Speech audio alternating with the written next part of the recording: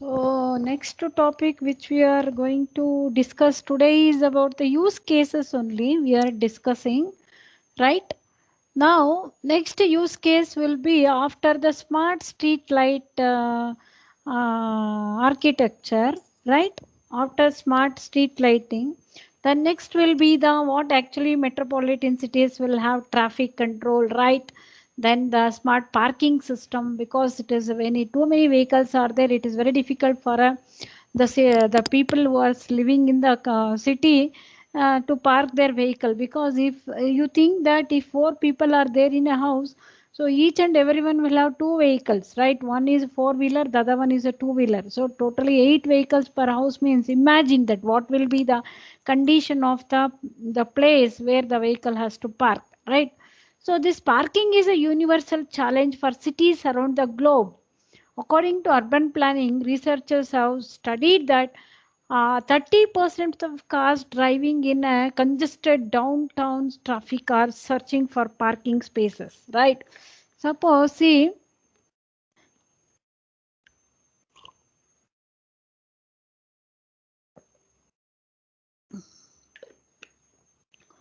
if you take Bangalore itself, right?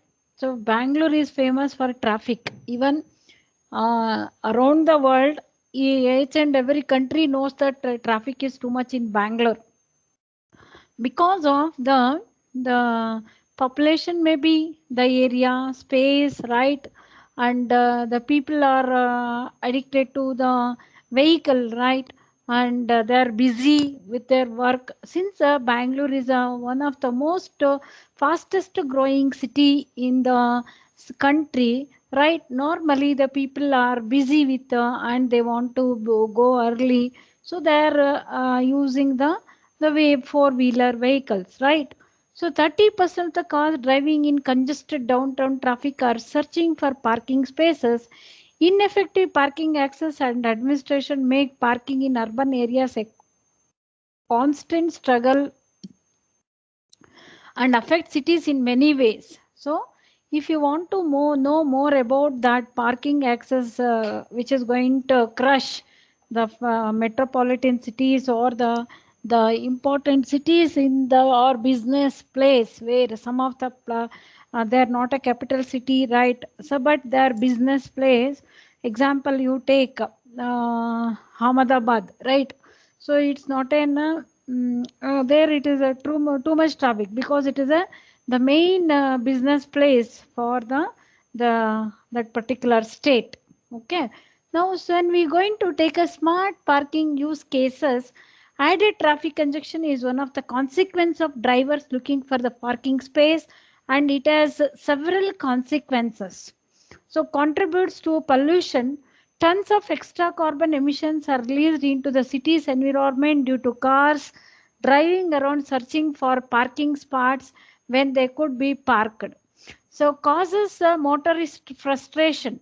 In most cities, parking spot scarcity causes drivers to lose patience and waste time, leading to load rage, inattention, and other stress factors. Okay. So there will be some traffic incidents where driver is going to search for a parking spots, which is going to increase the congestion in the streets, and that in turn it is going to causes increased accidents and other traffic incidents, right?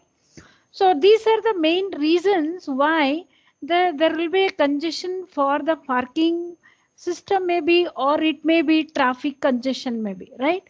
So there will be a revenue loss is another consequence of the drivers looking unsuccessfully for parking space, and it has also various negative side effects.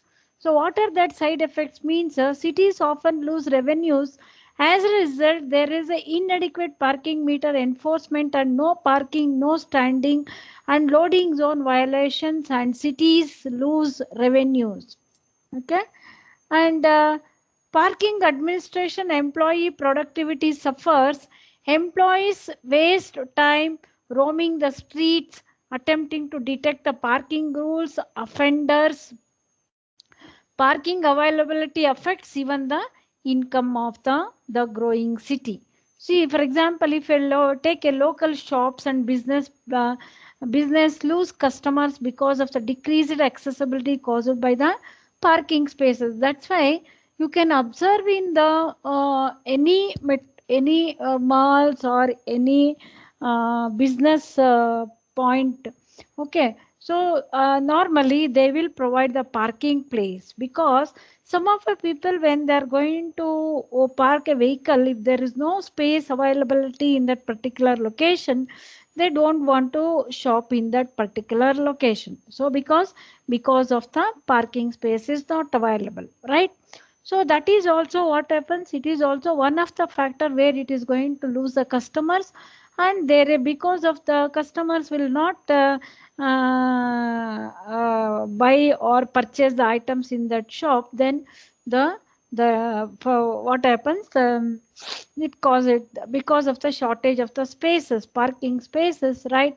So decreased accessibility of the a particular shop. As we look a way to apply the technology to tackle some of the most pressing issues facing cities today, is parking is an area where improvement is clearly needed and can be easily quantified. As cities continue to grow in number, size, and complexity, urban infrastructure and services that rely on it are increasingly stressed. The issues described above become more pressing as urban population and density increases. The difficulties of parking in urban areas impact citizens' quality of life and making the living in the city less desirable due to increased travel time, stress, noise, pollution, and so on. One option for solving urban center traffic issues is to repurpose the dense urban space to create additional parking infrastructure. However, such an option is often challenging, primarily because of the cost, financial, and otherwise. Instead of resorting to utilizing the valuable city real estate to create more parking spaces, cities often have an option of optimizing the usage efficiency of the existing parking aspects to better manage citizen needs. The the whatever the parking space is available in that particular location, they actually wanted the very good parking systems. This option often provides the quickest relief for the parking issues while minimizing the need for a new investment and limiting the impact on urban architecture. Okay, so in order to maintain the smart parking system in a city, then what will be the architecture in with respect to the IoT, right? What will be the architecture that city has to adopt in order to have a smart parking system in any metropolitan cities or the capital cities or the business cities, right? So what will be the architecture with when we relate it to the IoT network, right?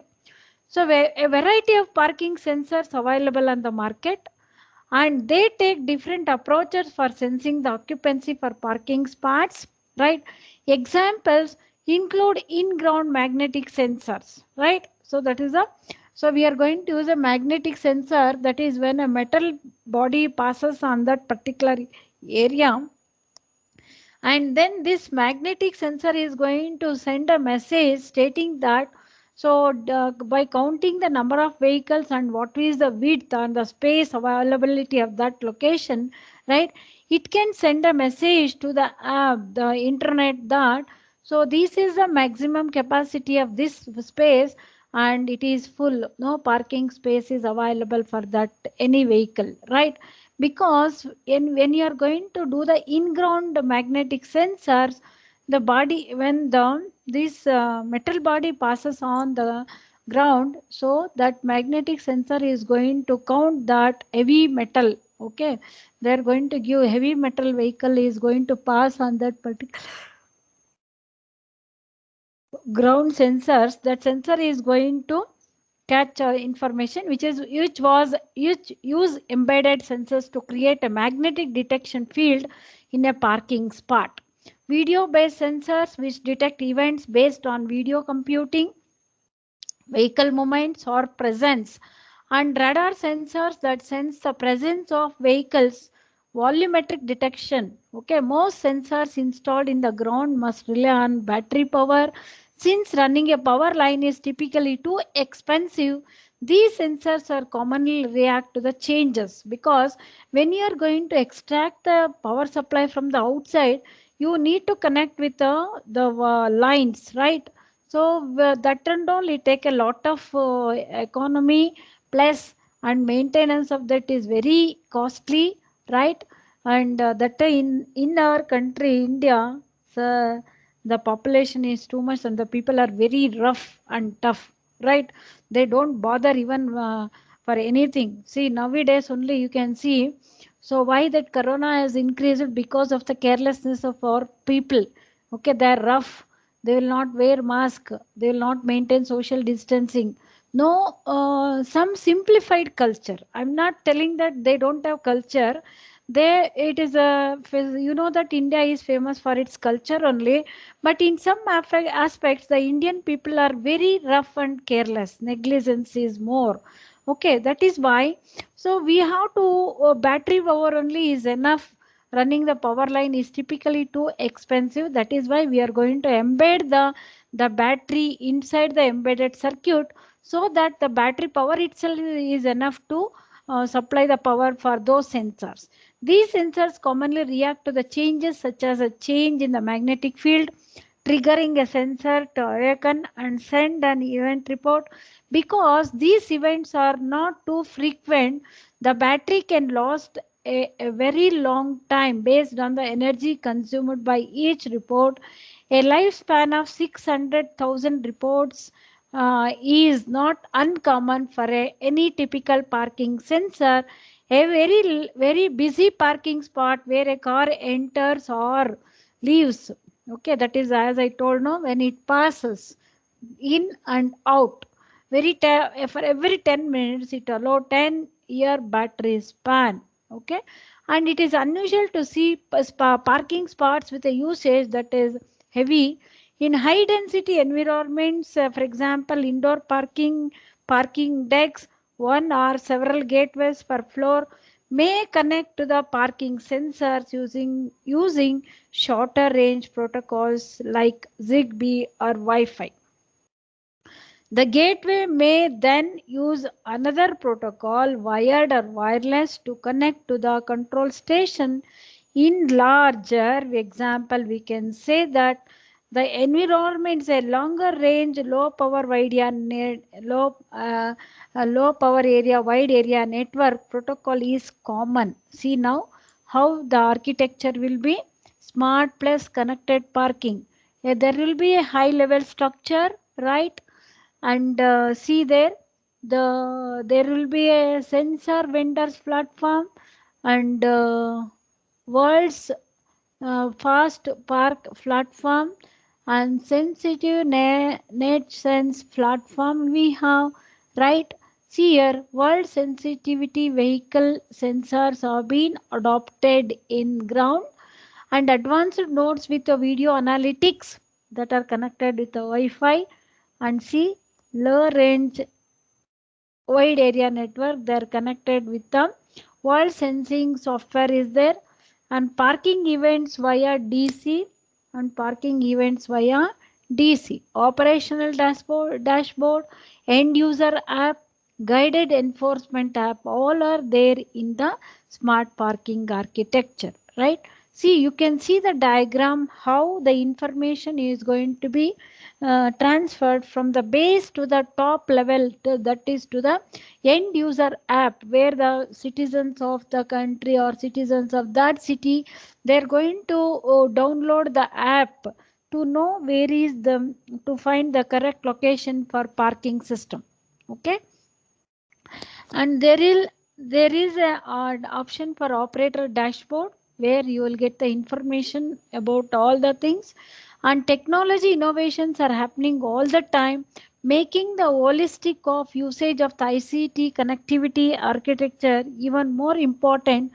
For example, if you take a new detection technologies which are going to rely on sensing the radio emissions, Bluetooth and others coming from a vehicle, the adoption of such new technologies implies that communication architecture is open enough to accommodate the needs of these new systems, right? So combining these technologies in innovative ways also expands the possibilities of the services IoT systems can deliver. This certainly holds true for smart parking system. For example, if you take a sensor that can be installed in disabled parking spots, an application can be used for the drivers to register their disability and then locate these spots more easily through their app what they've installed in their mobile phones. When a user parks, the sensor can communicate with the application on the driver's smartphone to validate the disability status and limit fraudulent use of these parking spaces, because that parking is not available because of the the whatever the sensor they've installed in that parking spot, they've been disabled. When that is the case, your mobile app will not receive any signals or any information from that particular location. When the sensors are disabled, their sensor not able to send the information. They're the producers. They are not able to send the information to the. So regardless of the technology, what they've used in parking, sensors are typically event-driven objects. A sensor detects an event and identifies it based on the time or analysis. The event is transmitted through the device's communication protocol to an access point or gateway, which forwards the event data through a city layer. The gateway sends it to the cloud or a fog application where the data is get normalized and aggregated, and it has been transported to the end users or the end devices. An application shows that parking event on the operator dashboards or personal smartphones where an action can be taken. For example, if you take a driver can book a nearby parking spot, or a parking operator can remove it from the list of available parking space in a target locations. These actions triggers the data to be sent back to the parking sensor to modify its availability status based on the received instructions. In turn, the sensor may interact with the nearby systems. For example, in response to the instructions, lights above parking spaces can be turned red, orange, or green, or to display free, booked, or occupied. Okay. So these are the signals or the LEDs they are going to glow to specify that the availability of that particular parking spot, right? For example, say if it is they use depends on that red, orange, and green. Okay, so that it to book a particular parking spot. Okay. Similarly, a parking sensor can send a status to the general parking spot counter at the entrance of the parking deck to display how many spots are available in a given area, such as on a particular floor of parking deck. This communication may be direct but often goes through gateway, the network and application that communicates with the other system through APIs.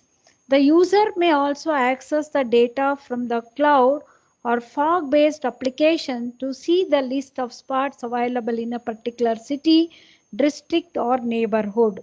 Smart data can also be embedded, for example, to increase the discount on more distant parking spots or increase the cost of parking spots closer to venue at a particular time, such as sporting events or the concerns. So whatever we have discussed in the previous chapter, that is about the smart parking has three users applications must support through aggregated data, city operators, parking enforcement personnel, and the citizens. These are the three important user applications, they are going to support the aggregation of the data. That is the city operators, parking enforcement personals, and the people who are using, you are say living in the city, they are called as the citizens. The true value of the data normalization is that all parking data, regardless of technology or vendor, would be visible in these applications for the different users to support their particular experiences. And the following are some of the potential user experiences for these three types of users. They are city operators. Okay. These users might want high level map of parking in the city to maintain the perspective on the city's ongoing parking situations. They would also need information on historical parking data patterns to understand congestion and pain points in order to be able to effectively influence urban planning. So parking enforcement officers, the users might require real-time updates on parking changes in certain areas to be able to take immediate action on enforcement activities such as issuing a tickets or sending warnings or to citizens whose time is nearing expiration.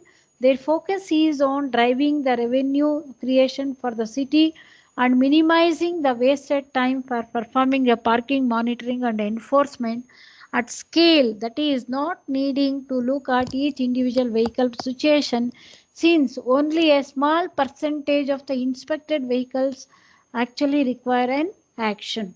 Citizens, these users might want an application with a map such as a built-in parking app in their car showing the available parking spots, reservation capabilities and online payment.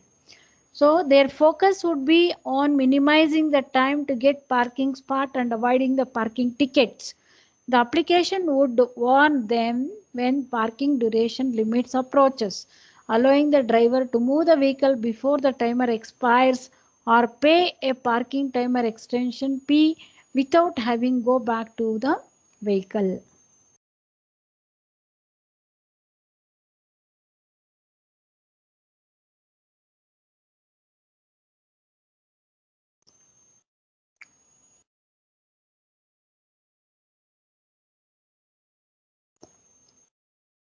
Just go through the the smart parking system. If you have any doubts, you please ask me.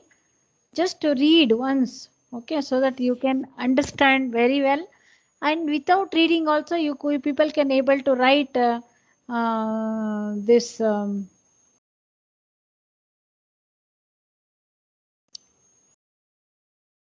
Just go through the topic, all of you.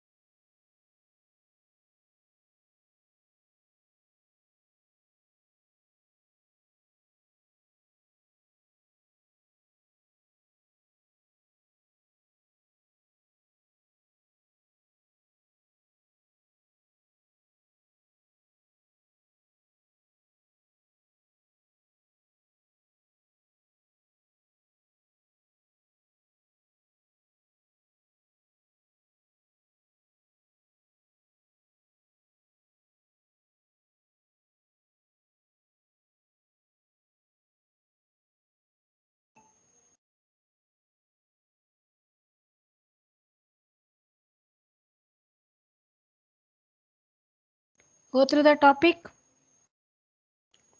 So next use case will be the smart traffic control system.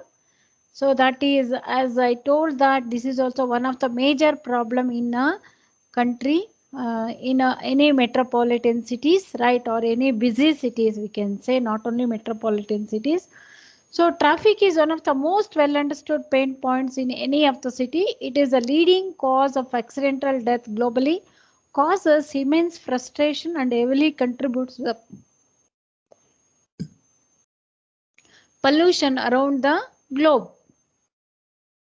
So smart city traffic solution would combine crowd counts, transit information, vehicle counts, and so on, and send events recording the incidents on the road so that other controllers on the street could take action. Okay, so we have to control these traffic. We have to avoid the too many vehicles, right? And when you are going to be the vehicles get stuck in a particular traffic, and that work and the time management for mechanical life of the city people, it affects a lot, right? So for the it is one of the well understood and pain points in any city, busy cities. Okay, and we want to contribute this pollution around the globe. A smart city traffic solution would combine crowd counts and even vehicle counts and incidents that are going to happen in the street, and we have to take some corrective actions in order to avoid the traffic control. Okay, so let me take what will be the architecture when we are going to use a smart traffic control architecture. Now see the diagram.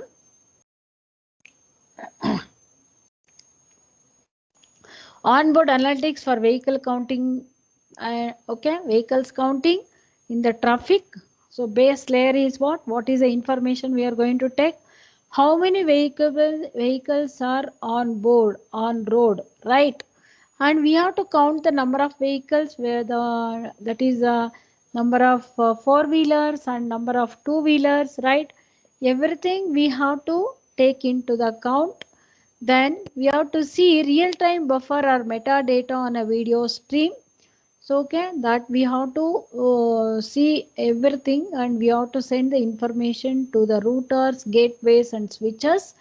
From there, whatever the data we are going to embed the sensors in this level, that sensors are able to send the information to the that is the next layer, that is the metadata, what we call large voluminous of information that is generated by these the traffic control system sensors, right? And they will be stored in the cloud analytics for API integration, that platform. Then it is going to be distributed to the end users or the people who are going to use that application to know that which area is having too much traffic and which area is condensed, right? And all the information will be knowing for the end users here. Citizen traffic apps, enforcement apps, traffic app center, so API integration platform. Okay, from the platform that information is going to be distributed to all these partner applications, right? Other types of sensor that are part of traffic control solutions, which are going to include a Bluetooth vehicle counters, real time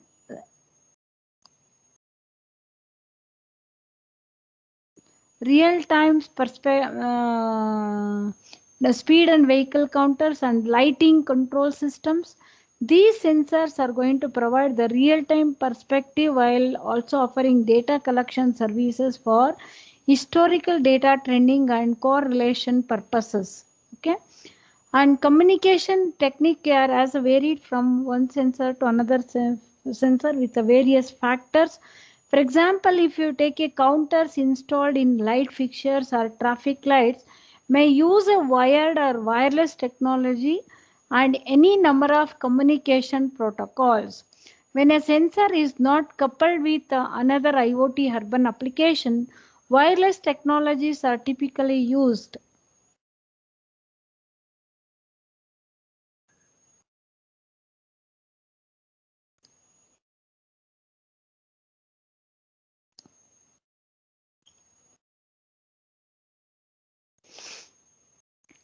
Okay, so we are going to, in such situations we are going to use a wireless technologies.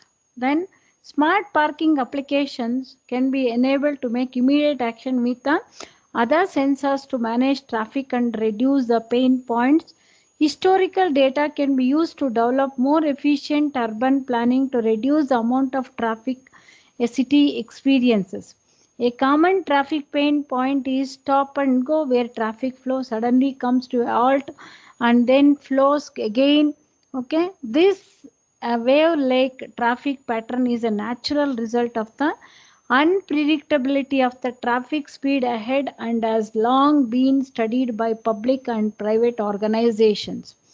For more information, so we can see the http trafficwaves.org to know the more information about the pain point, traffic pain point, and the solutions what they're going to provide in order to avoid the halt and stop and go process, right? A consequence of such traffic waves is a large increase in local accidents, usually begin but with the effect of worsening the overall congestion. A well-known remedy for stop and go traffic is to regulate the standard flow speed based on the car density. As density increases, the car speed is forced down to avoid the wave effect. An application that measures traffic density is real time can take action by regulating the street light cycle duration to control the number of cars added to the flow of the main routes, thus limiting or suppressing the wave effect. From the driver's standpoint, there is a wait time before being able to get on the highway or main street, and traffic on the main route is slow but it is steady.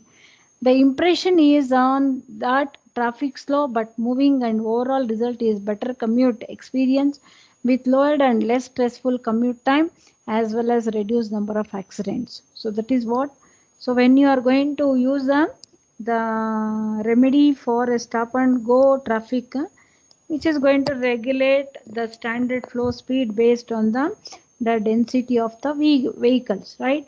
So when the density increases, the car speed forced down to avoid the wave effect. Okay, this is one of the important aspect or the application measures which is going to measure the traffic density in real time, and it is going to take a corrective action to regulate the street light cycle duration or control the number of cars added to that flow on the main route, and this is going to avoid the less stressful commute time and as well as a reduced number of accidents.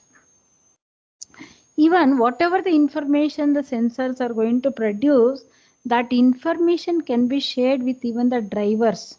So when when the driver is going to use a particular app that is a smart traffic control system app, and it sends a message that, so when the driver is entering to a particular area, and that it can sense us here the traffic is too much or density of the vehicles are more, then the driver can take a diversion and he can go with some other route, and he can avoid that particular the traffic density area, right? So in that way also, okay, so the when the information is shared when the in the internet, countless applications leverage and crowdsourcing and sensor source information to provide real-time travel times estimates, suggests rerouting options to avoid the congestion spots or simply find the best way between 2 points while taking into account traffic, road work, and so on.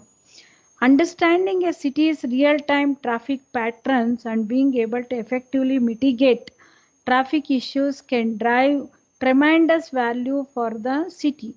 Many IoT systems deployed in the street, even for other purposes, can do something with the traffic information. Specifically, waste, parking, lighting, and environment can all drive traffic outcomes. Sensor counting devices or cars, sensor detecting movements, and sensor measuring gas concentration in the air can all be leveraged to provide an estimate of traffic conditions. The resulting estimate can be leveraged in many ways, such as at a city level to regulate the traffic flows, and at a citizen level to have a better driving experiences.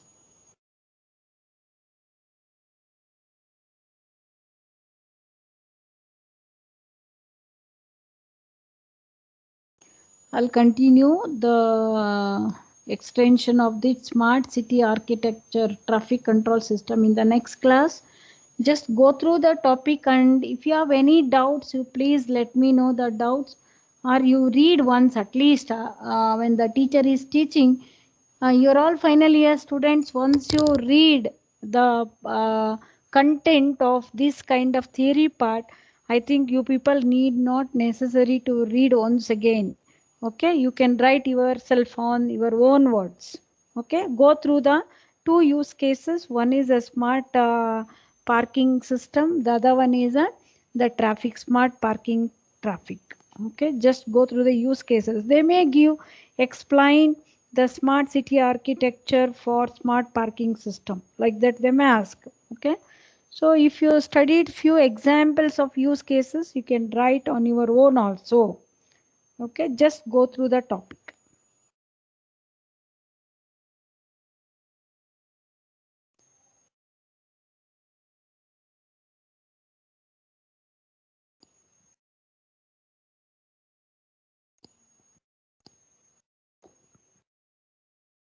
Go through the topics, read once.